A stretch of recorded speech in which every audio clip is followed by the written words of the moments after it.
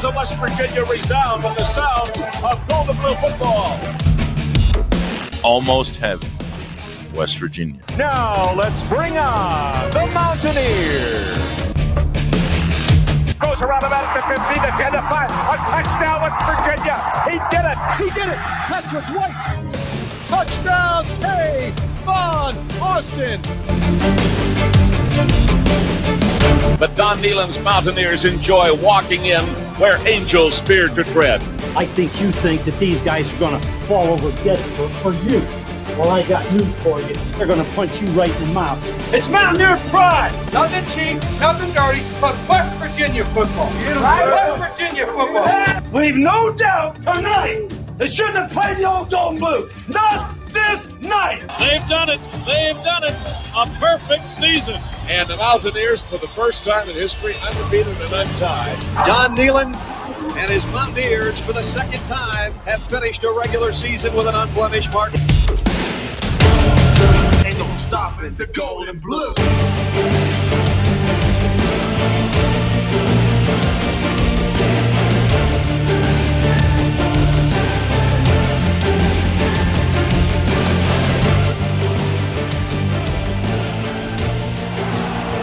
And now recorded from the CRW studios in Almost Heaven, West Virginia, it's the Country Roads webcast with your host, Jorden Cruz. What's going on, Mountaineer Nation? Welcome back into the CRW podcast here for episode 204, our Arizona review and reaction after the Mountaineers, undefeated against the Wildcats, their first ever meeting, and WVU comes out on top. We got a win to talk about here. WVU gets the 31-26 victory on the road over Arizona, ends their losing streak that they were on there after losing 2 consecutive games. And joining me to help talk about this game, of course, my co-host. What's going on, Brad? What up, man? We won a football game. Hey, that's right. It's about time. Yeah. Happy to see it, man. Was happy to see it. One of those things I was pleasantly surprised about. And, of course, got a shout-out to you. You kind of saw it coming. You predicted it on the preview and prediction show. I was still, down being pessimistic, but I was glad to be wrong about this one. Nah, man, I just felt good about it. Nico Markhill going down into Arizona, feeling warm. Back home, West Virginia's historically played well out in the desert. So, and I think it kind of played out how I expected to play out with T-Mac pretty much just being the whole team. Yeah, that guy's impressive. Yeah, and I would say that, nothing surprised me, which is good. Like I feel like Nico played the way I expected him to play, which is good. I expected him to play well, and I expected things kind of like T-Mac to go crazy, and that's what happened. You know what I mean? But we came out on the winning side of it, which is good. Yeah, but boy, absolutely. Did we try! We tried to get rid of it though. We really tried to give it away.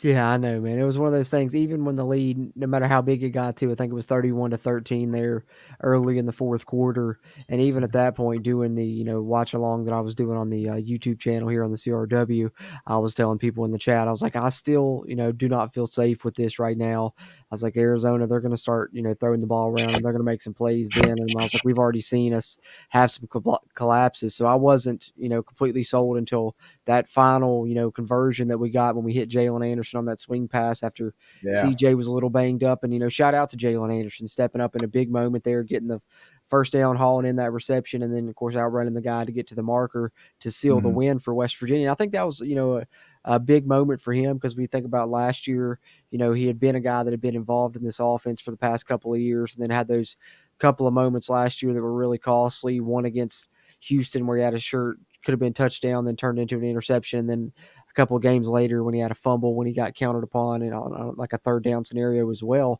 So now a year later, hadn't been utilized too much this season, but finally gets called upon on the offensive side and makes a big play. That's a huge play in this football game that helped West Virginia get this win. So, shout out to Jalen Anderson, man. Yeah, I was going to say it was very reminiscent of that missed touchdown interception that he let up. Yeah. It was big situation, hadn't really seen him much. And all of a sudden you see him out there for a massive play. And last couple of times, it was really not played out in his favor. So it's, I think No Brown said it was good to see him, get something positive because he's been a good teammate. Yeah, absolutely. So got to shout out to him for that. Yeah, big moment though. Really big moment there at the end. Yeah, and speaking of big moments and big plays that were, huge in this game, hey, how about the call there for the fake field goal? Leighton Hmm. Bechtel runs it in. They called that back in the bowl game. He came up short of the end zone. This time punches it in. West Virginia goes up 10-0, and of course that ended up being critical with what ended up being a 5-point win for West Virginia. So that, special teams play. I think West Virginia won the special teams battle in this game, and no bigger play than the Leighton Bechtel, the holder, taking off on the fake field goal going into the end zone. Yeah, definitely beautiful. Caught me off guard, that's for sure, because Me I was too. full on sending a message in the chat, and all of a sudden I hear Jordan just say, "It's a fake," and I was like, "What? What?" And all I see was Bechtel running through the end zone, and I was like, "Oh my goodness!" I was saying it was a nicely drawn up play. Like it was, you could tell it's something they expected to kind of see, and that so that they were going to take advantage of, and they did. That looks good. That was Yeah. fun to watch. It really That was fun. was. It was surprising for me too. I think that's why I exclaimed so loudly like that when it happened, because I wasn't expecting it either. But Hmm. it was a great call, and I think it goes, hand in hand with something that's kind of a theme for this game for West Virginia, and that's that a lot of people that hadn't been counted upon throughout early parts of the season stepped up when called upon. We talked about Jalen Anderson, of course, a special teams play there, and involved in that special teams play was a new long snapper. Austin Brinkman was a little banged up. McGuire Moss took over and long snapped for West Virginia, and no real issues there involved on that play. And then you got to look to, the guys on the defensive side that I think stepped up. Dantes Fagan getting his second career start at corner. And then how about KK Tarnu getting the start at spear? Hated to see him get banged up later in the game, but, forcing that fumble that really, turned the tide for West Virginia early in this football game. That's on your defensive side. So your special teams, you had somebody step up that doesn't play often. Defense, you had it. And then on offense, of course, we mentioned Nico, but we got to shout out Johnny Williams as well. The offensive line didn't really have any issues in pass protection. Run blocking worked well for the most part.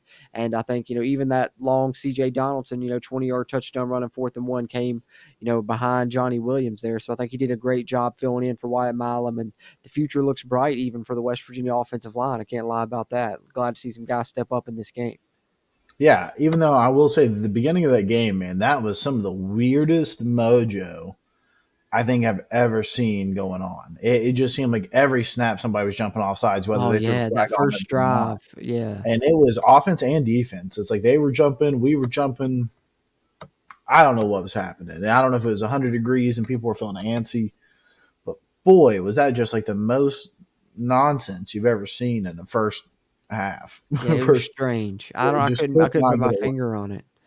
Yeah. And like you could tell that it was getting a little frustrating, but like I don't know if that's just like no new quarterback communication or what, but um, yeah, It was something weird there early on for sure. yeah. I don't know if you. I don't think you usually listen to the sound on when you're watching the games, but they even made comment a few times about Nico Markhill being taller than Garrett Green and being able to handle those bad snaps better because there were still a few that got a little Yeah, unruly. I did They were notice like that. they're like Nico doesn't have to worry about it as much because it's hitting him in the face instead of hitting him foot Having to above his head. jump up for it, yeah, Yeah. that's true. I think I did notice a couple of the snaps were a little off there still yet, but the only one I can really remember messing up a play was I think that is tried to set up a screen to Gallagher, and the timing got thrown off a little bit on that one. But for the most part, like you said, Nico maybe being taller helping it happened, but they didn't really affect the team too much this game. But gotta hope that that's not something that hurts us down the line as West Virginia tries to close out strong after another bye week. That's what we got coming up this week for the Mountaineers, a bye week, then final 4 games of the season. So it's 4 wins Mhm. for West Virginia, 4 losses, and 4 games remaining here. It's kind of where we're at this point in the season. But also, I did want to not forget to mention Zay Jennings. When we were talking about special teams guys, he had a hell of a tackle there on kick coverage for West Virginia. And then, of course, stepped up, played some snaps at spear after KK Tarnu's injury. He's another guy that looks like he has a bright future. But Brad, man, West Virginia goes to 4-4 on the season, 3-2 in conference play, heads into another bye week.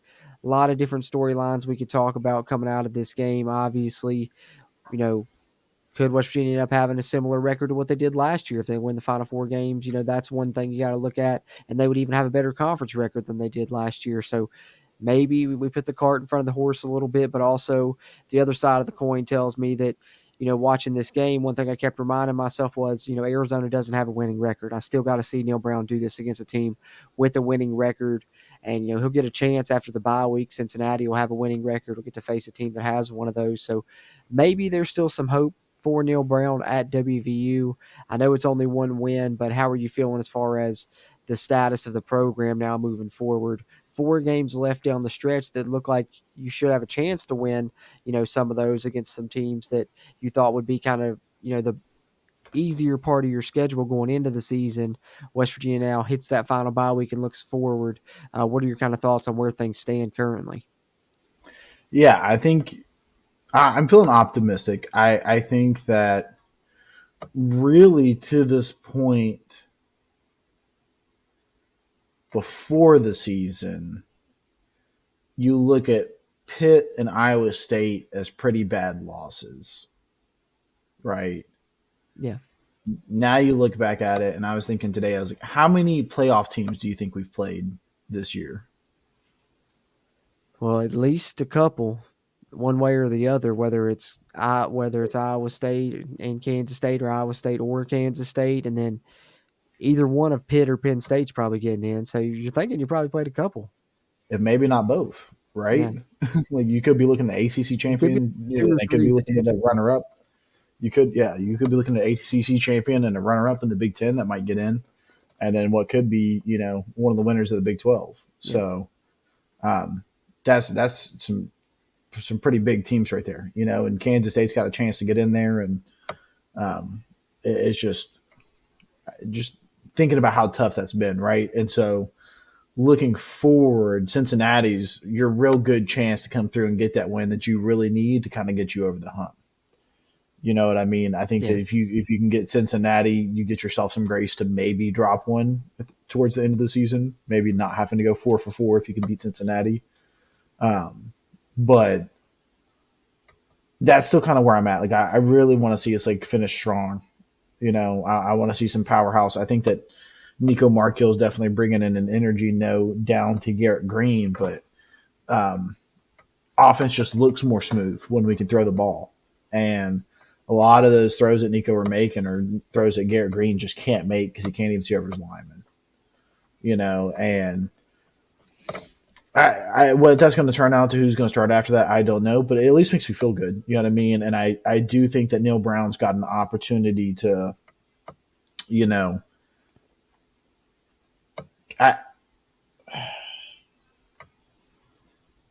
I think he needs to go with Nico Markhill because I think that it's one of the things where people can look at it and say, okay, Neil Brown cares about winning. Well, and it also would look better for him personally because then that would give him something to sell, Ren Baker on. Like, hey, you saw what I did with Nico.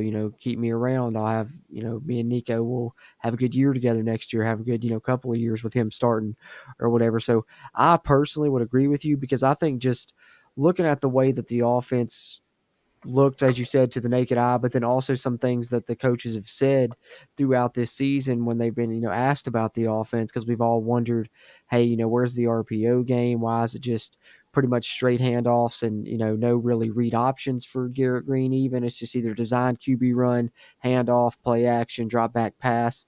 And, one thing that we found out from the coaches is that Garrett Green's been struggling to make those reads on those read keys and those read options, those RPO plays. But they've said that Nico, does a better job of that. So you add that element to your offense. And as you mentioned, the throws, like the way that he was in this football game, 18 of 22, I think is the numbers. We'll get into the stats here momentarily. We'll take a look at the stats and discuss our players of the game. But like you said, Garrett would have never probably had that high of a completion rating. And it's just, the tip of the iceberg. You got to think it's only his second career start, I believe, if I'm not mistaken. And the thing that I like best about Nico is that, he's a winner. And I don't think you do lose, the explosive play that you could potentially get that Garrett can make in the ground game. But Nico can run the football well enough to, keep the defense honest, and you add something to the pass game and, gives you a look ahead to the future, get the fan base more balled back in, maybe especially if you can win, like you said, 3 or 4 of these games down the stretch with Nico. But I don't know. I feel like just knowing Neil Brown, he'll probably go back to Garrett Green. But do you feel like it's a definite, QB controversy right now? I mean, what's your opinion there? Yeah, it has to be, and I agree with you. I think that knowing No Brown, he's going to stick with Garrett Green because, in his opinion, Garrett's not done anything to lose the job, and I agree too that like we can't just bench Garrett Green. At least I felt that way a few weeks ago. You know what I mean? Like I was really defending Garrett Green because I'm like, you can't question what Garrett Green has done for this program, what he's done for himself, and the kind of passion that he's brought to it. But also, at some point in time, when do you put the needs of the team over the needs of the individual? If Nico is just better fitted for the position, and like you said, I said first thing in was, we're found what we've been missing, which was big plays. Haven't found them this year, and Yeah. we've got a couple of people that can do it with their feet, but nobody that can do it with their arm. And now we do, and so that brings in a whole dynamic of people that can now do it on the outside. I mean, Hudson Clement, dude, I'm just going to keep saying it every week. 3 to 4 catches that are just massive every week, it feels like. And if you can actually start hitting some people in the hands, Traylon Ray, and getting your tight ends more involved and just getting the pass game more elevated, it just helps the team. And I think that was without a doubt proof of that. But you can look at it and say, hey, Arizona was beat up. Garrett Green could have done the same thing, but I don't know about that. I don't know. Not in I think the he's going same to keep him. way. I agree. I don't I think. think he'll keep him. I think he'll stay with Garrett Green, and then I don't know what that does to Nico Markgill. Yeah. I'm expecting him to go back to Garrett, but I mean, we'll see. I think there's going to be pretty loud outcry from the fan base to, play Nico for this back half of the season. But we'll see what happens with it. We'll keep an eye on it here at the CRW. But I do love what you mentioned there about the big plays as well with Nico, because we talked about being surprised by the fake on special teams. I think I was just as surprised and maybe even more excited about us, coming out. We went under center early in the game with a couple tight ends, and we were always running the football out of that set. Then later in the game, we came back to it, and we used that to set up a play action deep shot, something we did a ton last year, and we just hadn't seen that this year. That was, our longest pass play of the season, the long ball to Traylon Ray for a touchdown, and it was so exciting to see that back in the offense, and Nico dropped it right where it needed to be in there in that long pass, and he showed us, like we talked about, all different levels there. We've seen him, have great passes near the goal line and the red zone in tight, scenarios, like the touchdown to Hudson Clement. There was a throw over the middle to Hudson Clement where he really had to fire it in over a linebacker's head, pretty much went through his hands. And then, of course, we've seen him hit the deep ball as well. So Nico's proven to be more consistent at all three levels, even some of those areas where Garrett struggles with, including, the little short games, the little dump offs to the running backs. I think that's, why we had so many receptions for our running backs in this football game, is because Nico's just even better at those little passes, like the 3rd and 7 that sealed the game. This is not to knock on Garrett or anything, but if that's Garrett, I don't know if that gets completed in the same way for Jalen Anderson to be able to run and pick up that first down. That's a pass that Garrett struggled with. So just those little things like that make me lean more towards Nico. And I think that you still could use Garrett, though. Garrett's still a guy that can be explosive in your offense, especially the way that you were using Garrett, right, prior to his injury, when you were using a lot of QB draw, QB run game stuff with Garrett. You could still use him there sparingly in the offense and have a piece, for him, have packages for him where there's a place for Garrett. I think even if you go with Nico, there's a spot for Garrett on this offense where he can still make some things happen and be a contributor to end, his senior year. But as you said, I fully expect Neil Brown to remain loyal to Garrett Green after the bye week, and hopefully Garrett comes out and has good performances and shows us up if, that does, be the case. But I think our passing offense, we can all agree, has struggled, and it kind of looked revitalized on Saturday. Yeah, without a doubt. And to that point, with those short game passes, how much did that help Jaheim White and Rodney Gallagher get into the flow of the game too? I Very mean, much so. it helped Jaheim White easily get side to side and get him out in space, and that I think definitely helped out the tempo of our offense. You know what I mean? Like we actually saw us pick up speed a little bit because you're like, okay, we're just chugging along, and getting the plays that we're expecting to get. And so that was I agree. I was like, man, Garrett misses those passes, and like you don't realize how big of an impact that has until you see them connect a few times. Yeah, very much so true. And, I was just glad to see Nico, man. He outperformed even my expectations. I think he looked really polished. So shout out to him for playing well. And it's a good problem Yeah, to have, two quarterbacks that you don't know which one you're going to have as your starter fall in the bye week. But we'll learn more about that in the future, and we'll update it here on the CRW as it Somebody happens. gets paid a lot of money to make that decision. So That's right. I'm that'll glad be it's the not right me. one. Glad it's not on me, brother. But we're going to dive into the numbers here in just a second. But, final thoughts on the game here, Brad. The last thing I really want to say personally is just that kind of goes back to something that you brought up, West Virginia's, losses being to, four teams that are really good, probably multiple college football playoff teams in there. You've lost to three undefeated teams and to one team with one loss. But it also just brings me and made me think about, this, which I've never really in my time watching WVU football can I remember being 8 games into a season and not knowing whether or not WVU is a good team or a bad team, really. Because as you mentioned, the 4 losses to those really good teams, but also your 4 wins are over, an FCS team and 3 teams that are going to be at the bottom of the Big 12 standing. So it's really hard to kind of put your finger on this WVU football team right now. I think you just kind of got to stick with what you know. You know the pass defense isn't that great. There's some issues on the defensive side. You just got to hope your offense shows up and plays well and you take care of the football and maybe get something to bounce your way like the turnover you did in this game. But I do think you match up better with the teams on the latter portion of your schedule. And it's crazy to think it, but, it's going to take games 9, 10, 11, and 12 to really find out where this WVU football team stands because they still have a chance to, finish up in the top half of these Big 12 standings if they have a good close to the season. And, then you could be looking at, a 7-5, 8-4 team that has a similar conference record to what they had last season. And then you can't really, move on from Neil Brown. And, I think so. I'm more leaning right now. It's not about what I want, just what I'm kind of predicting to happen here is I think West Virginia will keep Neil Brown for another year because I'm expecting them to probably play well in these final 4 games of the season. I don't know if they'll win out, but if they win 2 or 3 of them, I think West Virginia is going to keep Neil Brown. Ren Baker had his letter to fans the other day, which was talking a lot about the money troubles at the university, and I think that's obviously maybe some foreshadowing there involved with that. So I think West Virginia will keep Neil Brown, but you may have a scapegoat or two probably coming from the defensive staff. I think you will have to see some type of changes just because the outcry from the fan base. But that's just kind of the last thing I wanted to talk about right here is glad to see West Virginia get a win. Glad to see him come out and put on a good performance, especially with the injuries they were dealing with. There were some good coaching decisions, some good play calls in this game. So as much as I've harped on the staff, I do got to credit them for getting the performance and getting the win before a bye week. And they still have a chance now to show us in the final 4 games that maybe this is a good football team like they've been trying to preach to us all off season and then throughout this season. So it's kind of my final thoughts here on WVU getting the win over Arizona to move to 4-4 heading into a bye week. Brad, what about you here before we look at the numbers and then talk about some players of the game?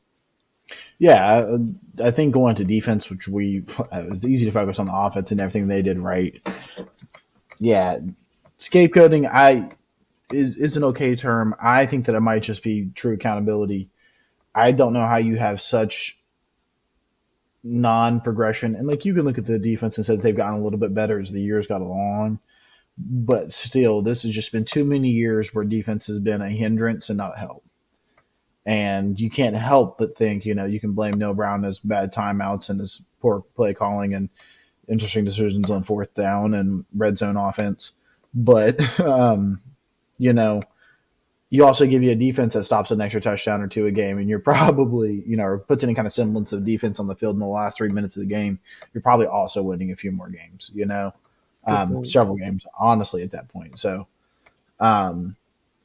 it's something's got to happen there. And I've always been a big promote from within guy. I think Alan Jackson's great up front. I think that he would be a prime candidate to kind of, if he wanted it, it's a big responsibility to step up to defensive coordinator. But I think that Jordan Leslie and Shotton Brown have just got to go. Yeah, I think that's a true statement right there, my friend. I agree with it. Yeah, I just don't. We've not had any kind of good DBs. Our front lineup has always been great. Linebackers have been doing good. So you kind of keep those infrastructure, that you keep a little bit of that infrastructure in place. And you just find somebody that can actually teach a DB how to cover and work on your communication. Whatever your communication is, throw it out the door, start over, and find you somebody that can teach some DBs. Yeah. I like that idea because I do think that Coach Jackson, coaching the defensive line is one of the better coaches on that defensive side. So I wouldn't mind that decision if you do, choose to do that and promote from within maybe, and then just go out, hire 2 good coaches. One is a safeties coach, one is a cornerbacks coach, and then see what you can do with that.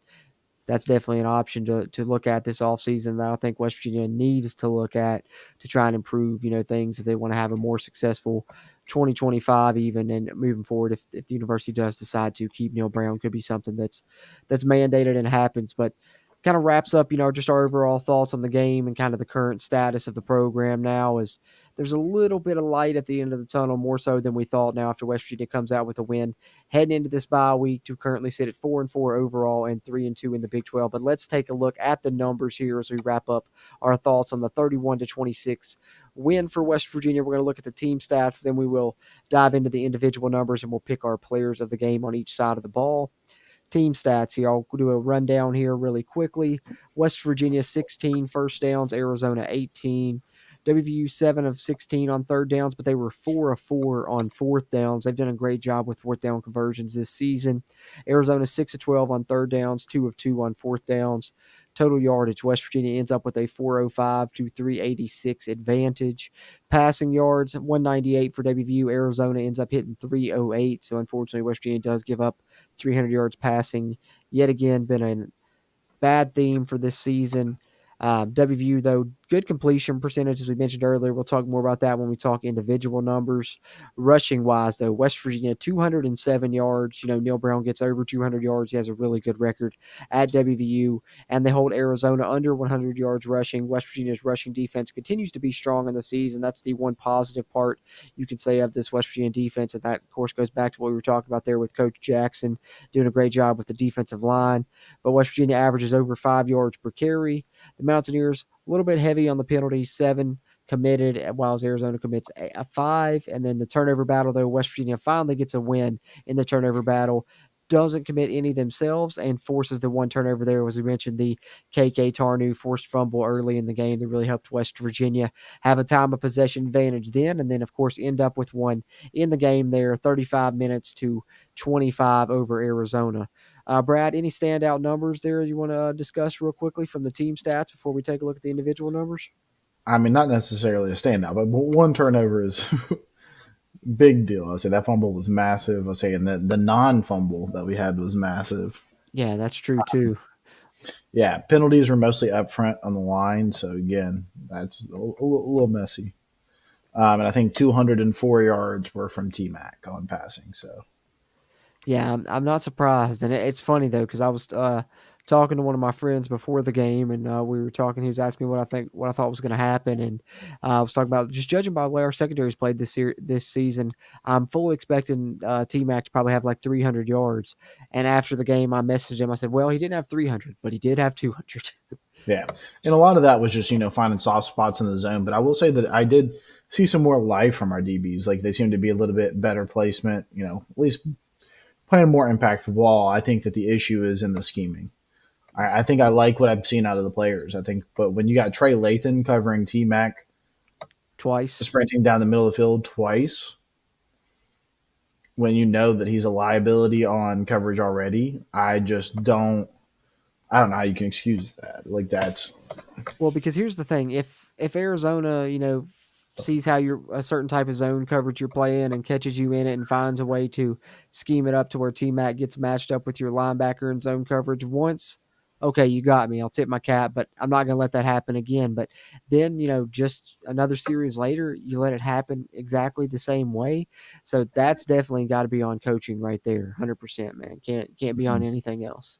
yeah, and I think you can honestly hear a little bit more of that in Neil Brown's post game conference. Where he's just talking about I can't remember the exact words. Go back and listen to it. Then to me, it put off a lot of, what we got is what we got. Other things need to get better. Yeah.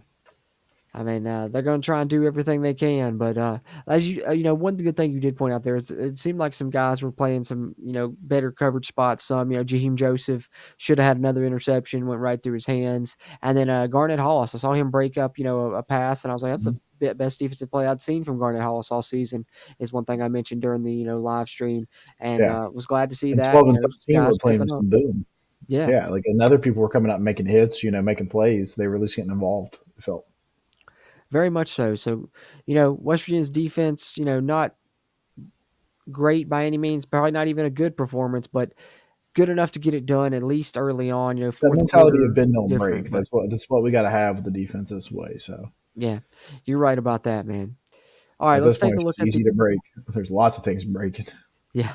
That's the bad thing is like sometimes it's bend but don't break for 3 quarters, and then that fourth the levee breaks and Mhm. everything's come rushing through.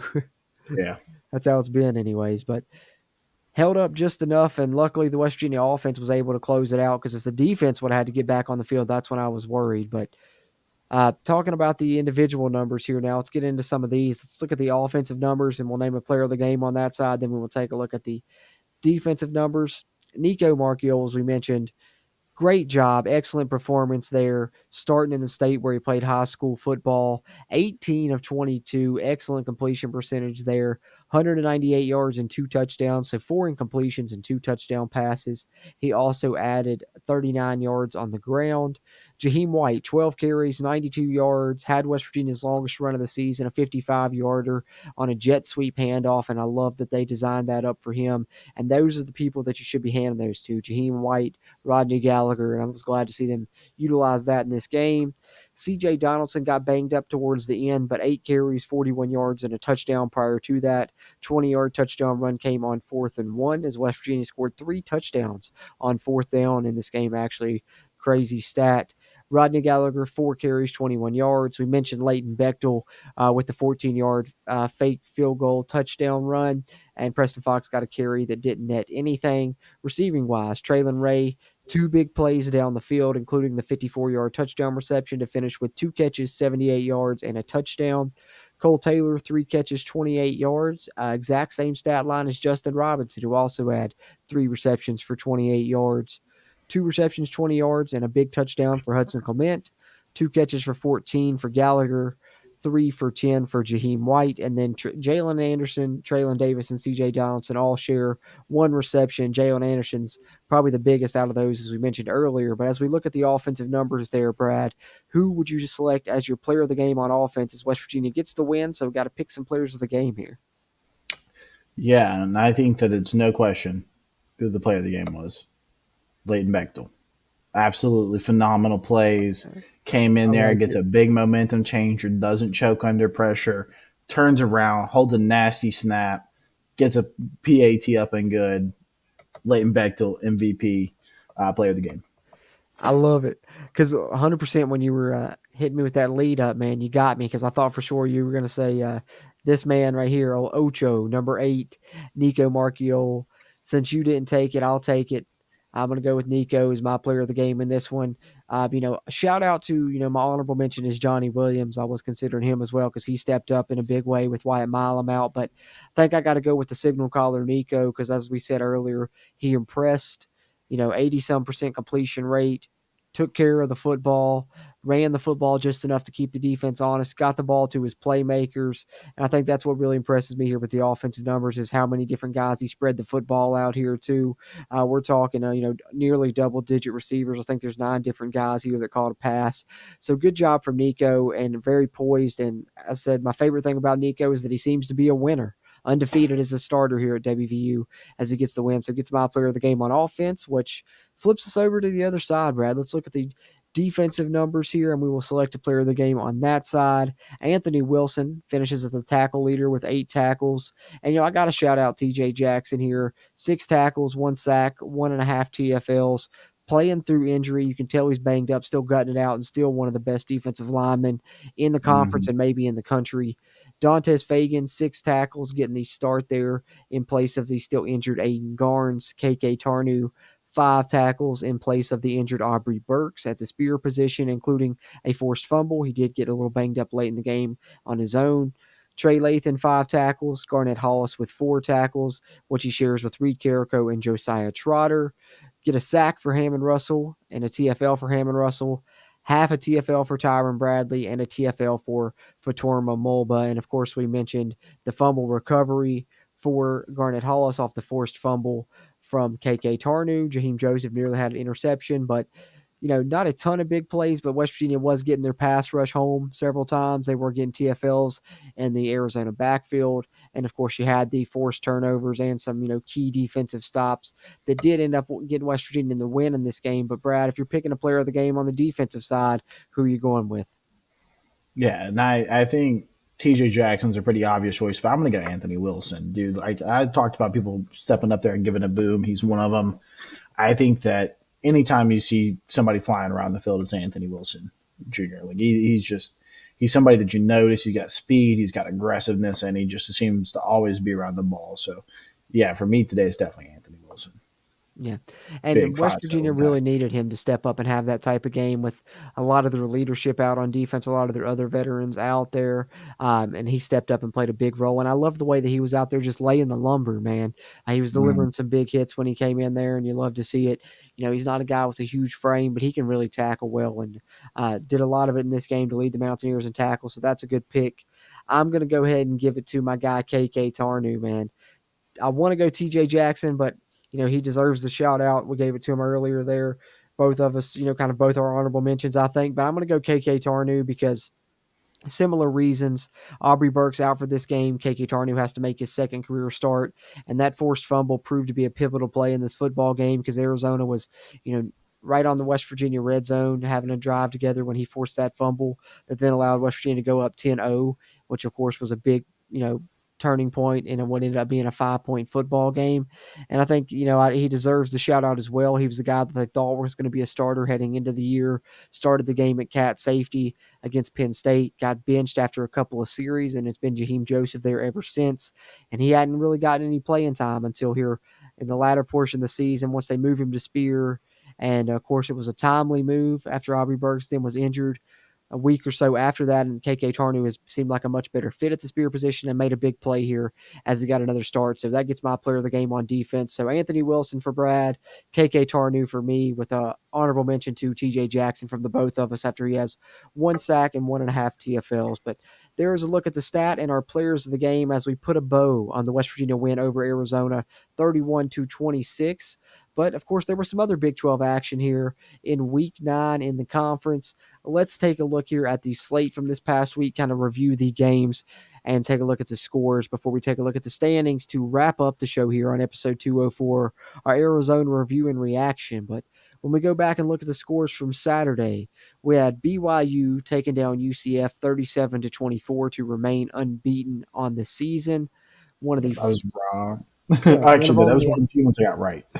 Yeah, we got the BYU there, with the win. Steven would be proud if he were here with us in this episode.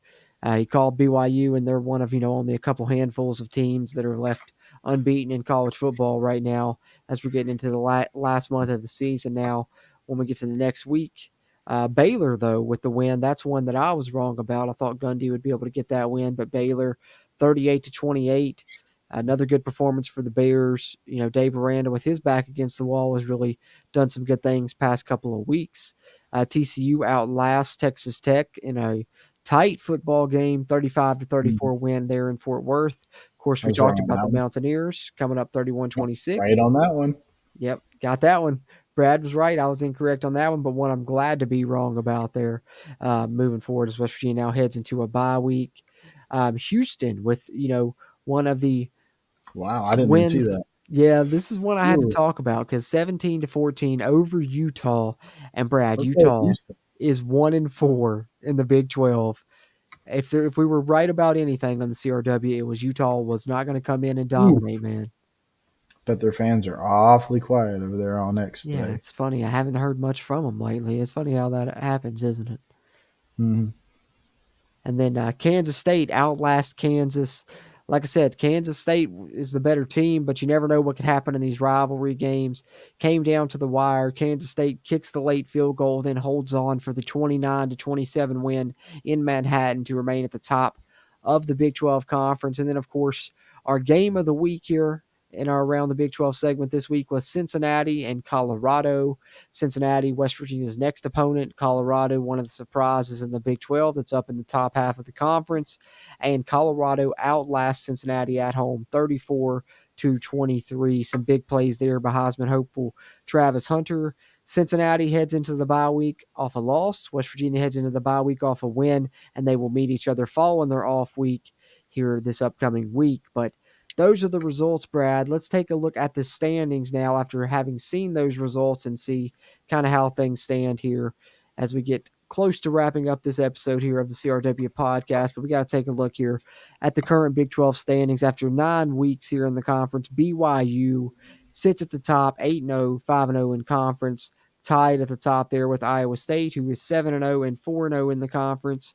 Not far behind them, both at 4-1 in the conference, is Kansas State and Colorado. The Wildcats are 7-1. The Buffaloes are 6-2. And then, of course, rounding out here is what's crazy. Once you get here through 5 from the 5th seed in the Big 12 standings currently, all the way down here to the Mountaineers at number 8. You have 4 teams all sitting at 3-2 in the conference. 5-3 for TCU, Cincinnati, and Texas Tech. West Virginia 4-4. But for the Mountaineers, Texas Tech and Cincinnati remain on their schedule. So you can see how West Virginia could get up into the top half of the Big 12 standings here in the latter portion of the season still yet. Arizona State at 9th, Baylor at 10, Houston at 11, Utah at 12, UCF at 13, Arizona at 14, Kansas at 15, and Oklahoma State at 16, still surprisingly winless in the Big 12 at 0-5.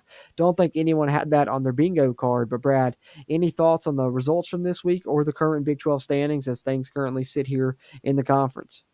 Yeah, I really don't know what the schedules look like, so I'm really curious how that top 4 is going to shake out, and I think that's going to let me know how important this next 4 shaking out is. But man, when you're sitting behind 2 of the people on your schedule, if you beat them, what are you going to do in the standings? Are you going to climb the standings? Yeah, it's interesting. It's not over yet. Is So I this your feel like chance? it's the Lloyd Christmas moment right here. So you're telling me there's a chance. Yeah.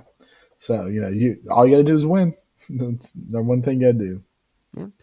Just win, baby. That's what the Mountaineers have to do if they want to get back up to the top portion of those Big 12 standings, and they'll have plenty more opportunities to do that following a bye week. But for now, at least we get to go into that bye week with the sweet taste of victory and not having to linger on the taste of defeat for an extra week. Instead, West Virginia gets back on the winning side of things, goes into the bye week at 500 overall, and with a winning record in the Big 12 Conference currently at 3-2. We've kind of given our thoughts in this game. We've talked a little bit about the Big 12, but any final thoughts here, Brad, before we get ready to wrap up episode 204 here? Nah, man, I'm excited to hear what Neil Brown has to say after looking over it all. I'm glad to get into a bye week, even though I feel like we're probably not even crawling into it at this point. We're kind of just, laying where we're at. Let's get healthy. Let's see what really, it's a bye week. I don't know what to expect against Cincinnati, but better be ready for it. Well, I think at least it's another well-timed bye week, too. I feel like the last time we said that, but this time West Virginia's even more banged up, got a lot of things going on, so they can get a lot of guys healthy, hopefully, and be, as close to full strength as possible heading into that game against Cincinnati, which is going to be one to keep an eye on. I can't wait to discuss that one because Cincinnati has a winning record on the season, and, that'd be big for Neil Brown to get a win over a team with a winning record, and maybe them and Texas Tech, I think, are going to be his, he's going to have a couple opportunities in those final 4 games still yet. So as bad and, as far off the Neil Brown train as everyone is and currently was and probably still is, I guess I should say, he's going to have a couple of chances to maybe get people back on board here in the latter portion of the season. So it's going to be interesting close to the season for WVU, 4-4 heading into the bye week with 4 games remaining. Coming up for us on the slate, obviously WVU's off this week, but we're still planning on releasing a podcast episode in the latter portion of the week here just so we can talk about the upcoming Big 12 games. We'll kind of maybe discuss some stats, just do a little bye week babble and a Big 12 preview. So still be on the lookout for another podcast episode from us coming later in the week. Don't know if we'll do a live stream this week. That's probably going to be up in the air, but we will be back with that next week, though, as West Virginia gets back to, another game week after a bye week this week. But, Brad, that's pretty much all I got here, man. We've discussed the game. We've discussed some Big 12 stuff. Any final thoughts here before we close up shop here as West Virginia heads into this off week? Nah, man, let's wrap her up. That'll do it. That'll do it here for us here at the CRW podcast then. Been a lot of fun crafting this one. Hope you guys have enjoyed taking it in, whether you watched it on YouTube. If you did that, be sure to hit the thumbs up button. That helps us a ton with the YouTube algorithm, and subscribe here for a ton of Mountaineer football content throughout this season, and of course moving into the off season as well. And if you listen on the audio side, we appreciate that also. You can find us on any podcast platform: Spotify, Apple Podcasts, Amazon Music, iHeartRadio, you name it. Just search Country Roads Webcast and leave us a rating there. That really helps us on that side. And shout out to the people at WVSportsNow.com. Great content over there, and we appreciate them hosting our episodes on their website as well. West Virginia going into the bye week off of a win here, 4-4 overall in the season, 3-2 in Big 12 play, and hopefully a great final 4 games of the season, and maybe we can have a positive end of this season still yet as Mountaineer fans. That's what we'll be hoping for. I know you guys all are throughout Mountaineer Nation as well, but we'll talk with you guys more about this season here in the near future. For my co-host Brad, as always, I'm Jorden Cruz, and until next time, let's go Mountaineers. If you really want to know, then come on, let's go. Take a stroll down those